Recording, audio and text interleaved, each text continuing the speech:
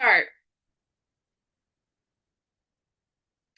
Hello and good morning. Welcome to the last session of today's workshop. This is the Q&A session. We are so excited, and I am going to go ahead and put all of, let me let Miss Tammy in.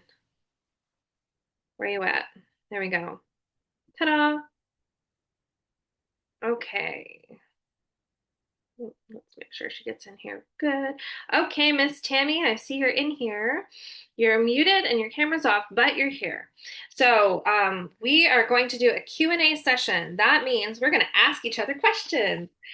Um, and then we can do another Q&A session in the future if anyone has questions on top of our questions. So Miss Tammy, I'm going to real quick send you the updated list after going over all of this with my husband last night. So, just to give, Also, send it through Messenger on Facebook. yeah, I sent it through Messenger. Perfect. Let me know if you Um, didn't get it because sometimes I have patchy internet up here. So just to let you guys know, my husband has zero experience with homeschooling. So some of his questions come from only knowing the side of public school. And I thought that might be helpful because if you are new to homeschooling and your kids have been through either public or private school or virtual school or any kind of school that is not homeschool, then these questions might be something that you ask as well. So, uh-oh, are you still there? You're still there. I'm still here. Okay. Okay. All right. So the first question that I have in this group says, how do you know that you're teaching enough of the curriculum for the child to have a well-rounded education? And I think that is a double question. But what are your feelings on this question? Um, how do you know? Well, I think the beauty of homeschool is that you're there every day with your child, so you know what they're learning, right? And I touched on before how even in public school, they don't finish the entire curriculum. We never finished the entire book. If I always hate to break it down in like numbers or percentages, but I say if you got, 70, 60, 70% of the curriculum done, you're good. Um, and you don't have to do every lesson. If your child already knows how to do something, move on, you know? Um, Math, did you know you don't have to do every problem in the math book? You can do every other problem. One day you can do odds and one day you can do evens, you know? So I wouldn't put too much stress on it. Again, because you'll be able to judge. Um, and you can always tweak it if you feel like it's not, you know, well-rounded enough. The main things I would focus on are the three R's: writing, reading, and arithmetic. Yeah. Um, if they have a strong foundation in those three things, then I think that's really the main focus, and the others will, they'll fall into place. But those are the things that we really use the most. So I would focus on if you're going to have to get through curriculum, make sure those are your priorities, is what I would say. Hmm. Yeah. I Yeah. agree. I'm going to post the questions real quick. So Oh, um, awesome. in Yeah. two, yeah, two whatever these things are, two chats, two comments, two things. Um, so that way anyone who Mm. listens to this in the future can also refer back to that. Yes, I think first of all, I have to have a map because if I don't have a map, I panic. But I think keeping After visual learner. sorry. I think keeping your mind on the overview tends to Yeah. help me. If you are Yeah. going through your curriculum and it's set for grade 4, which is what Hope's going into next year, then I am going to look at the title for each section. I'm going to pick apart what is in each section. Are we going to learn a review of addition and subtraction? Are we going to learn multiplication tables? Are we going to learn fractions? Fractions is what I'm going to focus on most with Hope this coming year because that's where she was falling under. She did pass third grade. Thank you, Jesus, because she went through half a year of virtual school, brand new homeschooling, my first time teaching homeschooling, my not having any funds for any extra resources, no curriculum. I just asked questions. I asked questions from you. I asked questions from my aunt. I asked questions from a family friend that my mom used to homeschool when I was a kid, and pieced it all together to make sure I covered the core classes. And then I had a couple of programs that would monitor her progress so that way I could see if she's not scoring as well in certain things. That's kind of how I kept her tested to be monitored because I did not have as much time to be there with her because I was working and she was in the homeschooler room. I think that might also be helpful as an idea for parents who work from home, who want to homeschool, maybe have a couple or at least one program or a book, excuse me, that will keep track of their progress so you know what they need a little bit of help in. But I say that to say, next year we're going to really go deep into fractions. I want to see what do fourth graders typically learn for fractions? And then I'm going to ask her, hey, what do you like? And then I'm going to say, hey, what do you feel like you need help in? Or what do you not like? And I like to take what do you not like as a challenge to try and find a way to engage them and so that they'll get excited about it. I take Like teaching as cooking, a baking. puzzle. She loves to bake. Yes. I take I take challenges as something fun to accomplish, and I take teaching as a puzzle. That's how my brain works. Um, I I love love that. to figure out puzzles. And so if I have a kid saying, oh, I hate this subject, I'm going to say, okay, what do you hate about this subject? What are the things that you've struggled with? How does that make you feel? And then I'm going to take all of that information, compile it in my little calculation brain, and then try and spit out something that is either the opposite type of teaching or maybe work on a different part of that, like with cooking instead of because she loves to cook. She wants to have that result. She wants to have that baked good that makes everybody happy and that tastes really good. And so for that, I'm going to be like, okay, your challenge is to learn conversion. I want you to tell me how many teaspoons in a tablespoon, how many ounces in a cup, and how many cups in a gallon. And I want you to plot that out for me, give it to me on a piece of paper, or at least give me a decent presentation. Something that I am going to teach my kids as they grow is how to give a well-rounded presentation. I think a first grader can do that. I think a fourth grader can do that. I think that should be something that we don't just leave to high school years because that is something that's really helped me in my adult life to be able to make a well-rounded presentation to help with my communication skills, to help teach other people. Because even in the work setting, which I don't think, I just want to put a disclaimer. I don't teach my children how to function well in the work life. I want to teach my children how to function well in every area of their life. But I want to prepare them for if they want to have a career or if they want to have, like, if they want to join the military. I probably would not be my favorite thing for them to do. I've been there, I've done that, I can say that. Or if they want to travel, or if they want to be a TV personality or a blogger, who knows? But I want to at least help them and facilitate them to translate the basics so that they are on the same page with other people in their area, but also to be able to just do what they want to do well as an adult. So Right, that was, right. but Side note, once they hit third grade, something that we found super useful was teaching textbooks for math. It's Mhm. amazing. They walk you through it. It's hands off for the parents, which is great if you work from home, but it keeps track of their grades. It grades it for them. They give them an opportunity to retake it. You get to decide how many times they missed the question, like if they get a second chance. If they Yeah, miss the question, it's amazing because they will walk through it and show them what they missed. that's good. Um, so just a plug there. Teaching textbooks is Mhm. really good, especially if math scares you as you get into the upper grades, You're not which wrong. we will have tournaments for. So Yes. what's And I'm glad for that because right now I'm using IXL for I kids yeah. because that's what they used in their virtual school. Mhm. And I would love to have something that is not a public school resource, that is something that's more well-rounded for what the Yeah. school stuff. I feel like, me personally, in my experience, homeschool tends to take the basics that you would learn in a public school or private school setting and just like enhance it, enrich it, and give you extra stuff to give you a well-rounded study. Like Right.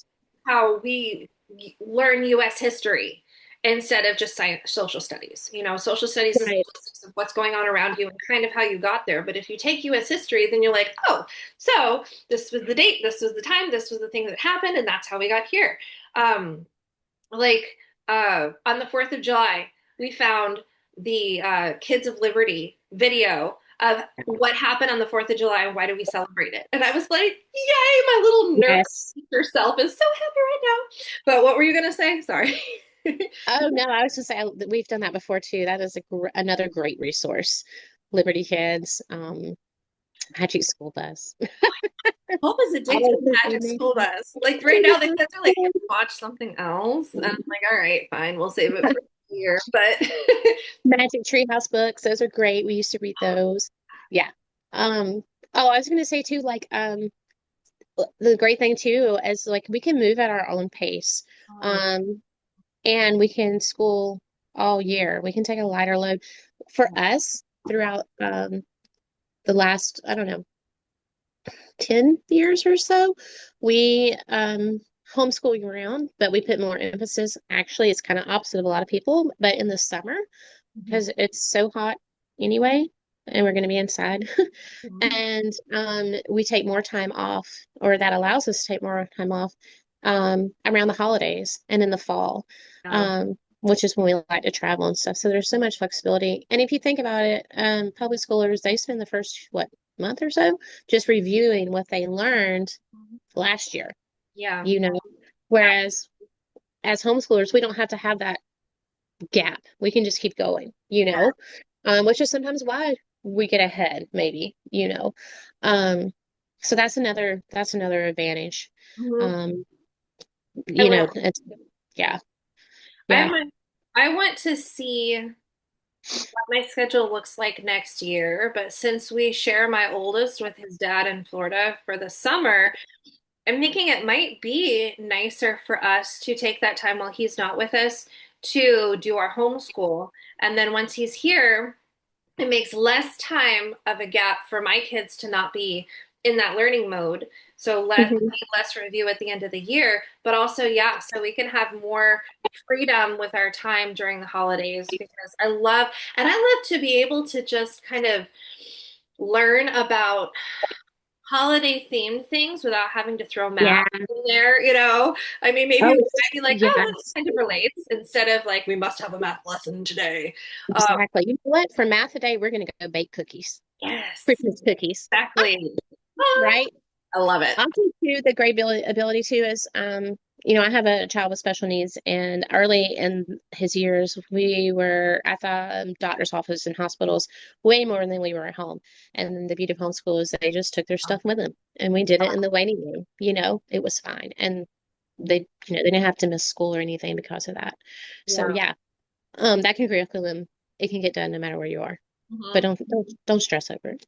Yeah, I love that too. And I like that you really emphasized, and I also want to really emphasize on not letting um not letting the internet be your enemy because Yeah, like Hope, who is that loves to read kid, when she's studying, she gets super distracted. But I told her, hey, I'm going to make you a Pandora radio just for kids, your own account, and I'm going to upload some channels that I'm okay with you listening to. So put your headphones in and enjoy it. And she would play this one song on repeat and she would sing at the top of her lungs. But she got her school done and she did it well. And right. so, And that's okay. yes, Just like exactly. you put the company in your ear. Great. Whatever works for you, right? Yes, Um, exactly. My youngest, he's got a super ultra rare genetic disorder, and one of the things that it causes affects the part of his brain where he can read. And so he's almost 14. and reading is a huge struggle. We're maybe, I mean, super low reading level, okay? But that kid is so smart and he learns so much through He is. YouTube, I love his back. YouTube videos. I Yes. mean, he can walk me in circles about things, and I'm like, he's learning so much, and it teaches me. I'm like, whoa. And that Yeah. reminds me of like when my kids were the first year of homeschooling in third grade. Um, they did a science class at a co-op once a week. The other classes there too, but that's where their science was. And they did a science class once a week at co-op, and then that that was it. And um, that's all they did. But they were young, 8 or 9 years old. Yeah. But then we had to do the standardized testing. It was third grade, I think, the third grade. And my daughter scored on like and again, I don't put a lot of emphasis on this, but it just blew my mind because like she scored on the 10th grade science level Nice. and she had a science class once a week. And Yeah. it's just because of that science class and just her own natural curiosity, videos and reading. Yeah, I think we can I sometimes did it. confuse quality with quantity because, Yes. for Yes. example, Hope, she had her virtual school for half a year, and then I had to take her out because I was working and she wasn't applying herself and she was going to fail third grade. And so I gave her easy peasy. I gave her Khan Academy Kids, which I think Khan Academy is kind of questionable, but for us it helped. And then Right. IXL, she And did those are IXL free. 1 hour per week. And Yeah. she passed grade 3 with the Iowa assessment, whatever test that was. And she scored at grade level in one, and the rest of it was above grade level. I was like, See? it worked. It's kind of like, Yes. And because, you mentioned con and you mentioned easy peasy and stuff. And I just want to encourage people that you can homeschool for free or Mhm. you can homeschool for thousands. So just a side note, do not let money stand in the way. There's so many resources out there, and think about like those who homeschooled us, way back in the day, right?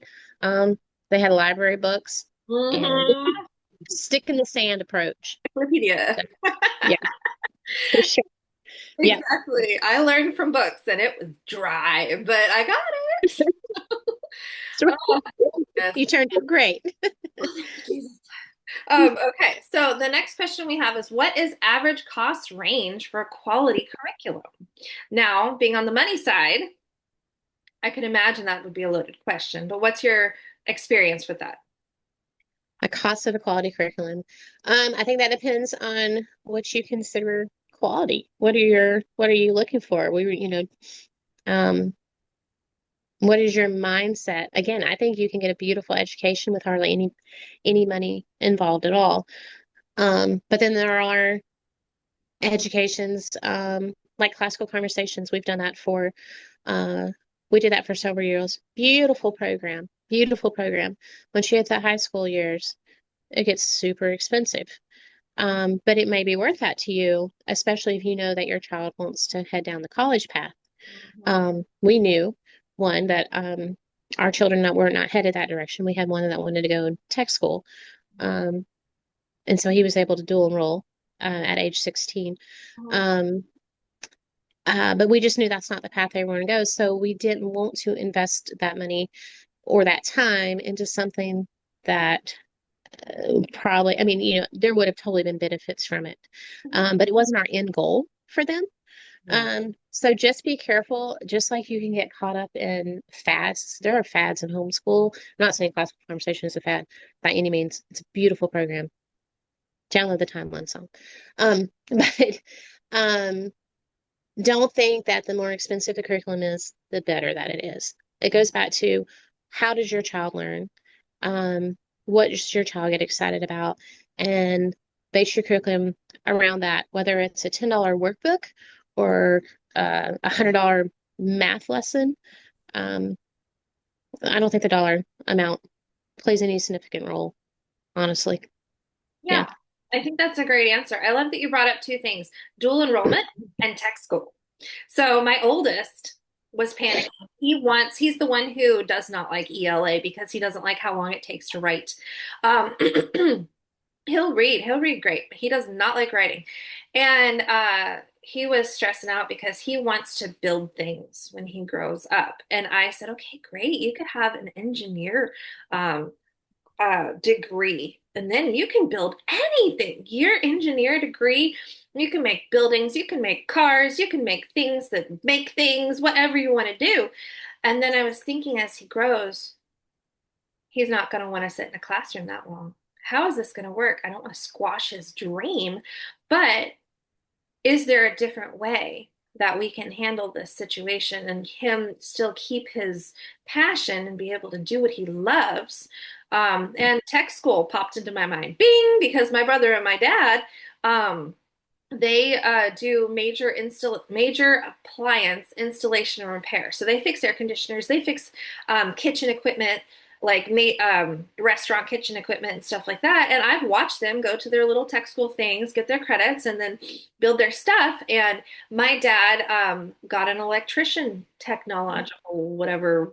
Sorry, my brain doesn't brain sometimes, but he has not a degree, but a tech certificate. It's probably, Um, yeah, probably a yeah, certificate. Yeah. in elect as an electrician, and so that way he was, and because you have to have the training and the certificate to be able to be an electrician. You can't just waltz in there and do whatever makes sense. Um, that is very specific to his job. He can't claim or work on any kind of electrical unless he has that certificate. But that did not hold him back just because his training and his technical degree was in um, repairing large equipment. He could also now run wires. He can do the basics of what he needs to be able to install that equipment. So he was able to do two sides of the thing. You can also do plumbing. Plumbing is not just fixing toilets, and it's not just a dirty job. It Right. is, I knew this guy who was one of my first youth pastors, and was, he would work on um, equipment under the water in the ocean, but close to Florida, you know, like coast to the coastline. Coastline. He wasn't like out in the ocean, but he would scuba dive in his pool for his amount of hours that he needed to do in order to have what he needed for that career. So you can do all kinds of amazing things with a tech Yes. certificate and with tech graduation instead of with 4 to 6 year college and all the loans to go off to go with. Right. And the beauty of tech school too, that I really, really love, is that you dive right into what you want to learn. There's only like three core classes. Like my son, he has a degree in automotive technology, and just had a interview Wednesday at Toyota. So prayers for that. But That's anyway, like he was able to dive at 16. He was learning, he was taking engine repair classes and stuff, and it was all hands on, and he loved it because my son hates to write. Um, doesn't care much for reading, but he will. Um, but the only like core classes that he had to get through were like business math, an English class, and a computer class, and that was it. There was no fluff. yeah. I hate to call it that, but there was no fluff. He could dive right in. Another great option is unions. You were talking about plumbing. There's a great union plumbing. Plumbing can lead to a steam fitter, pipe feeder, fitters, which are great. My husband's in the electrical union. Yeah. Um, so it doesn't always have to be college. Yeah, and that caveats to another thing that I love to talk about, which is how important trades are. Yeah. I have seen Mr. Dirty Jobs himself go and speak at different conventions and places of talking about how these trades are disappearing because people are going to college and they're not fulfilling the trades. They're not learning it with an apprenticeship. They're not Right. getting the technological degrees that are the backbone of our existence because everybody needs Right. power and water and Right. And if you join a union and do the apprenticeship, they pay for your schooling, and it's just a couple nights a week. So you're learning while you do on the job training, and there's a desperate need for it. And absolutely. so many people, I mean, there's so many heartbreaking stories where people graduate from college and can't find work in their field, or Yes. they can, and they're still paying back student loans. Yeah. Bless. exactly. I had So, the opportunity to finish a nursing degree and go into BSN, and then I realized I am noticing that the nursing market is flooded. I don't want to end up with a 12-hour job while I have young children and I'm growing my family. And I'm not, if you want to do that, that's perfectly fine. I'm just saying this is my choice. I decided also I don't, because finances hangs heavy on my head and it keeps me up at night. I didn't want the loans and I didn't want the debt. And so instead of doing that, I went and I used my trades in other places. The only college I have is for medical technician and then the general classes that I needed for that. But I have functioned really well in the admin side of business. And I don't have yeah, any admin certificates, not even, technical degrees. So you don't right, have to think your kids are going to not be able to do what they want just because they don't go to college. right, So, right. Yeah. yeah. Okay, so the next question we have, we probably won't get through all these, but we can talk about it later. That's the great part of It's, community. Okay, so how effective are the resources compared to public school materials?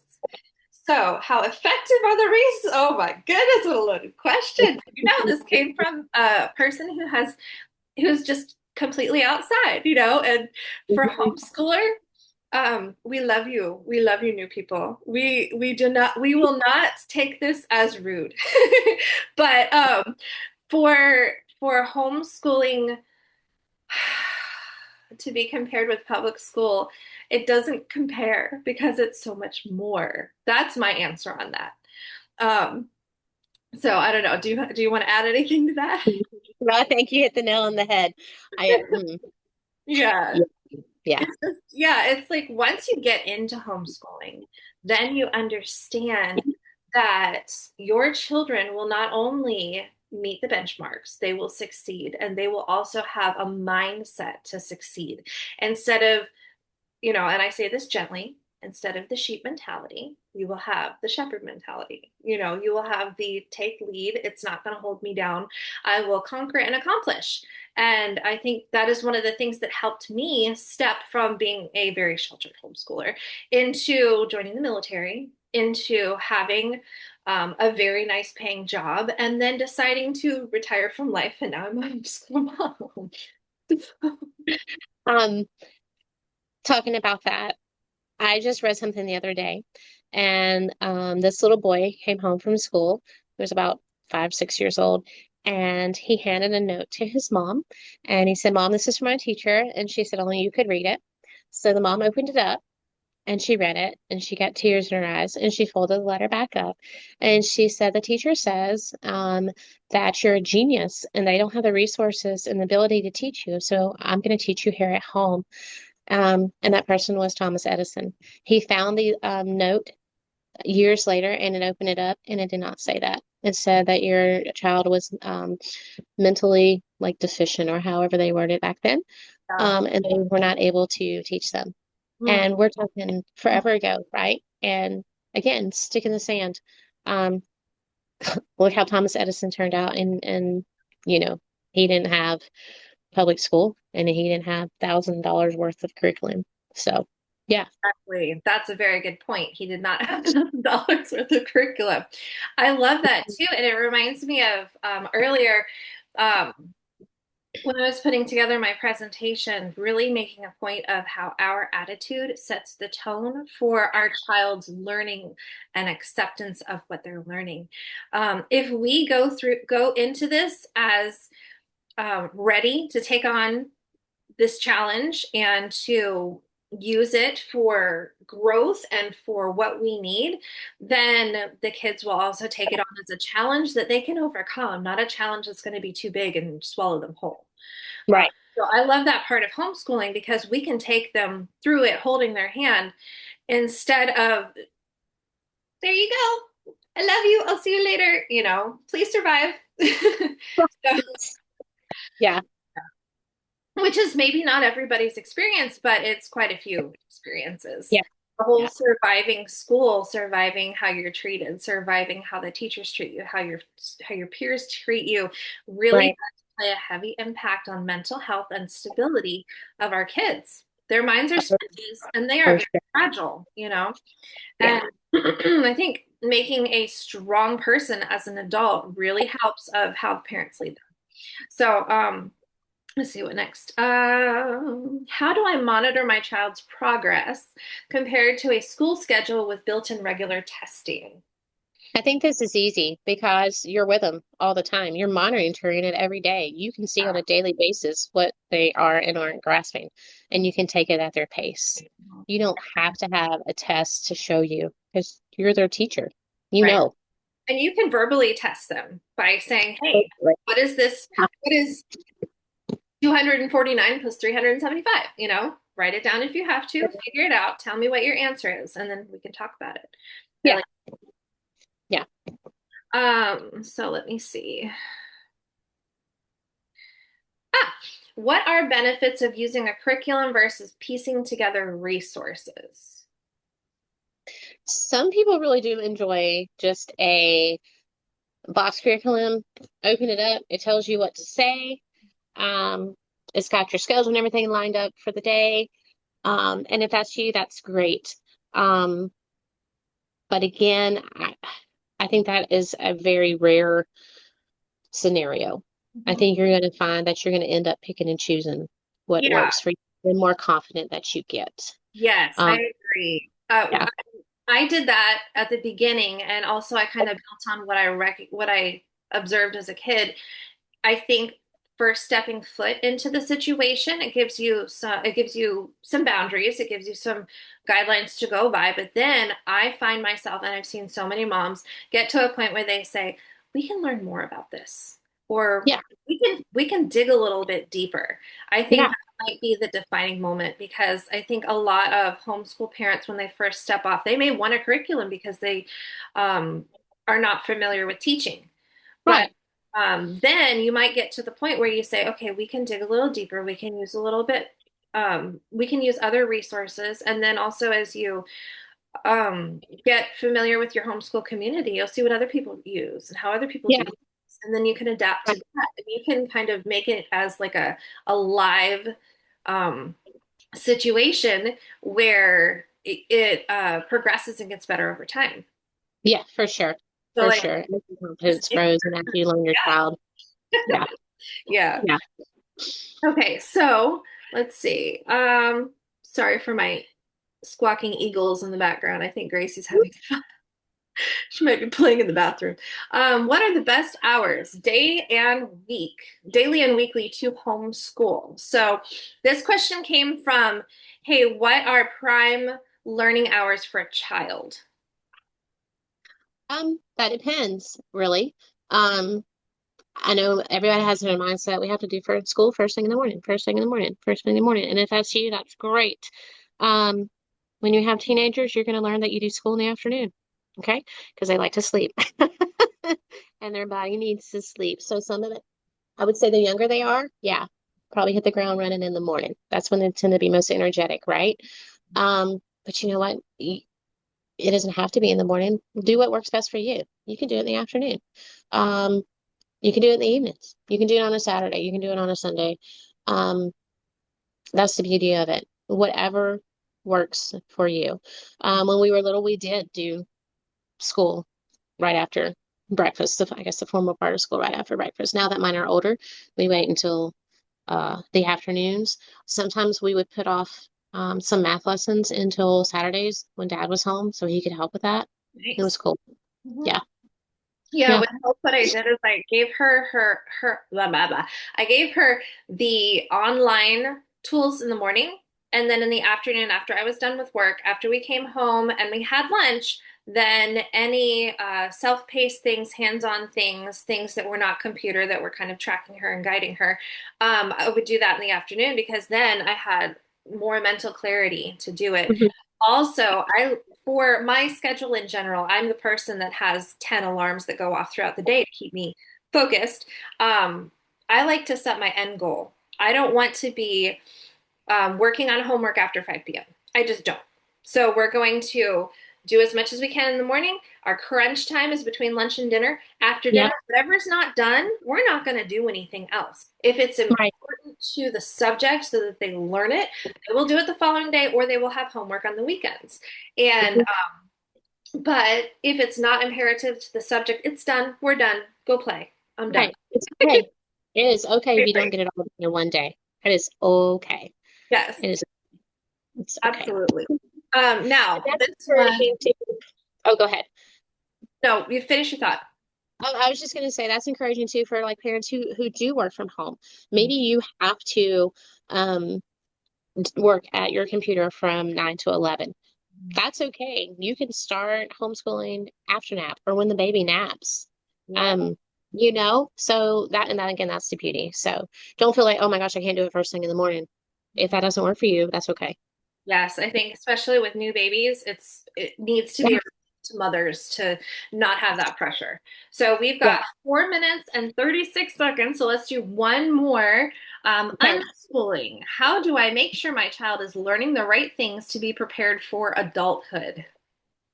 So when you are unschooling, how do you equate this just the skills that you need to get them to adulthood? I think a lot with unschooling, especially as you get older, has a heavy emphasis on life skills in general. So if I'm out there or if my husband's out there and he's teaching my kiddo how to check the oil in the car and things like that, or um we're cooking together in the kitchen. These are all skills that you're going to need in life, but still play into your education. If he's learning how to change oil in the car, well, I mean, they have shop in public school, right? Same thing, difference. Right. Well, they Um, yeah. Yeah, they used to. Um, so yeah, I just the older they get, the heavier emphasis on life skills. So they'll be ready when they're an adult. Focusing on like for math, yes, I think as they get older, learning how to manage their money. Um, I think I'm just going to say it. I think the public school drops the ball when it comes to teaching our kids how to manage money. They don't, right? Um, my 15-year-old works, and a lot of that is part of his school. He's learning how to engage with people that aren't his age.